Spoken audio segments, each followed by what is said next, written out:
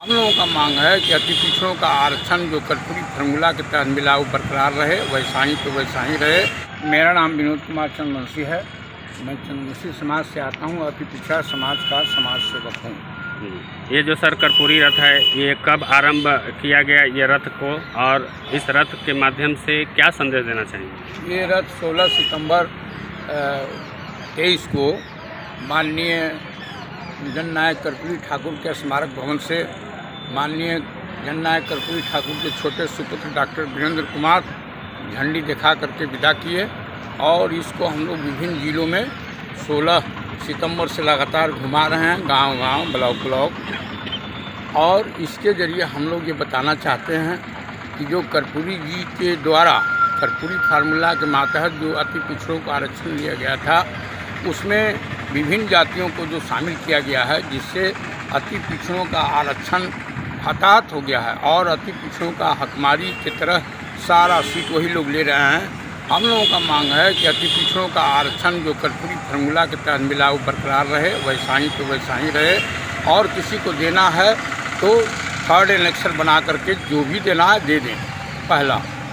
दूसरा, हम लोग चाहते हैं कि इस तरह से SC/ST अत्याचारक निवारक कानून बना हुआ है, ठीक उसी तर्ज पर अति पिछड़ा अत्याचार निवारक कानून बने, ताकि हम लोगों के यहाँ जो बलात्कार घटना चोरी डकैती है तो उसको कड़ी कार्रवाई हो। तीसरा, हम लोग चाहते हैं मरणोपरांत जननायक कर्पूरी ठाकुर को भारत रत्न की उपाधि मिले, उनके साथ साथ पहाड़ पुरुष मांझी जी को मिले, और तीसरा एक व्यक्ति और हैं करीब अंसारी साहब को मिले। ये हम लोगों का चौथा मांग है। और पाँचवा मांग है हम लोगों का जो रोहिणी आयोग है, जो मंडल कमीशन के तर्ज पर बिहार में भी बना हुआ है उसका, और रोहिणी आयोग जो रिपोर्ट बनाया है वो सार्वजनिक किया जाए, क्योंकि 92 में आरक्षण लागू हुआ मंडल कमीशन, और आज 31 वर्ष होने जा रहा है, कोई भी IAS IPS बिहार में दिखाई नहीं देता है जो मंडल कमीशन के जरिए अति पिछड़े वर्ग या अति पिछड़े समूह से आना चाहिए। तो हम लोग चाहते हैं कि उसको ओपन किया जाए, और ताकि पता चले कि कौन जाति चंद मुट्ठी भर एक दो जाति सारा सीट ले रहा, हम लोग उससे मरहूम हैं। यही सारी मांगे हैं, और इसी मांगे को लेकर के हम लोग ये रथ चला रहे हैं। संविधान कहता है कि जो 5 को जो वर्ग है, पिछड़ा है, अति पिछड़ा है, अनुसूचित जाति है, जनजाति है, पासबंदा है, उसमें आप अगर देखेंगे तो पिछड़े वर्ग के जो जातियां हैं उनका राजनीतिक विकास करीब 30-40 साल से चल रहा है और प्रकाष्ठा पर है। उनका MP MLA का आप देखिए, मैं आपको बता दूं कि भारतीय जनता पार्टी का अगर आप सर्वे करेंगे तो OBC का MP 80 है। OBC का मतलब यादव, कुर्मी, कोयरी और जितने तरह के पिछड़े वर्ग के दबंग जातियां हैं। उस समय तो वो अगर वो अति पिछड़ा का बेटा होते तो वो भी अगर टिकट दे करके अगर 40 को, 30 को, 20 को भी मूल अति पिछड़ा का बेटा को संसद भेजते तो हमको लगता कि वो मूल अति पिछड़ा का बेटा है। और जातीय जनगणना इसलिए नहीं कराना चाहते हैं कि ये जो सवर्ण जाति का जो कहते हैं कि 12% है, 10% है, वो हमको लगता है कि अगर वो सर्वे कराएंगे तो निश्चित तौर पे उनकी संख्या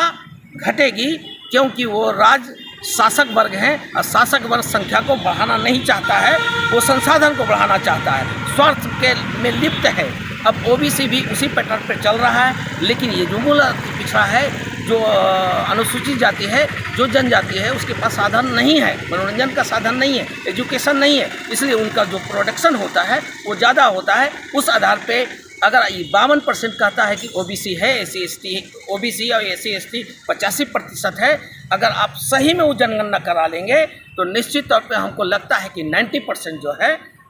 SC/ST, EBC, OBC माइनॉरिटी की संख्या है, इसीलिए वो जातीय जनगणना से भागते हैं। 33% जो महिलाओं को आरक्षण दिया गया, इस पर क्या कहना चाहिए? इस पर उनकी साजिश है या षड्यंत्र है, उसको मैं जो अनुभव करता हूँ,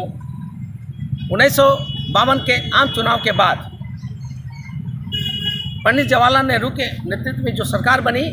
उसमें मैं आपको बता दूं कि सवर्णों का 99.9% उसमें संख्या थी, सहभागिता थी। फिर मंडल कमीशन का दौर आया तो संख्या कुछ उनकी घटी और OBC के लोग आए।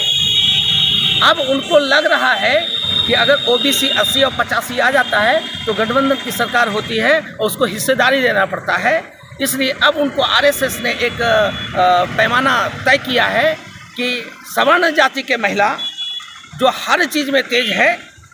मार्केटिंग में तेज है, मोटिवेशन में तेज है, प्रॉपर्टी में तेज है और हर तरह के दृष्टिकोण से वो तेज है, तो अगर ये 131 जो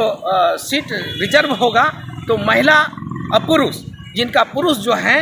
वो अपने जितना सत्ता है उसको भोग लिए हैं, अब वो अपनी महिला को जिताएंगे तो इधर पुरुष भी आएंगे, वो करीब 150 हो जाएंगे, ये 131 हो जाएंगे, तो SC ST को भी हटा करके वो सरकार बनाने के दृष्टिकोण से महिला का आरक्षण दे रहे हैं। अगर महिला का आरक्षण देना है तो वो अति पिछड़ा का जो जननायक कर्पूरी ठाकुर हैं, बाबा साहब अम्बेडकर हैं, जो 340 के अनुच्छेद के तहत अगर SC ST EBC OBC minority के महिला को आरक्षण देते हैं तो मैं उनको सलाम करूंगा, नहीं तो ऐसे बहिष्कार करूँगा।